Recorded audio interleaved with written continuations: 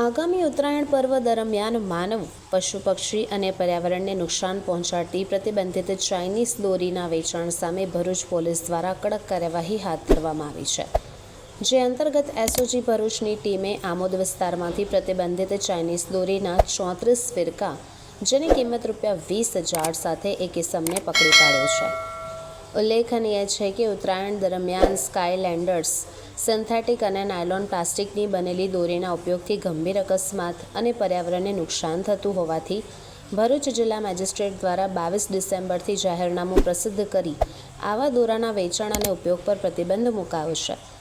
આ જાહેરનામાનો કડક અમલ કરાવવા માટે એસઓજી ભરૂચના પીઆઈ એવી પાણમિયા અને પીઆઈ એએચ છૈયાના માર્ગદર્શન હેઠળ આમોદ વિસ્તારમાં ટીમ પેટ્રોલિંગમાં હતી.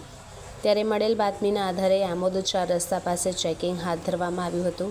તપાસ દરમિયાન મુકેશ જેસંગભાઈ વાઘરી પ્રતિબંધિત ચાઇનીઝ દોરી વેચાણ માટે મીણિયાના થેલામાં રાખીને ઊભા હોવાનું જણાઈ આવ્યું હતું. તપાસમાં પ્રતિબંધિત ચાઇનીઝ દોરીના 34 બોબિન મળી આવ્યા, જેની કિંમત ₹20,000 છે.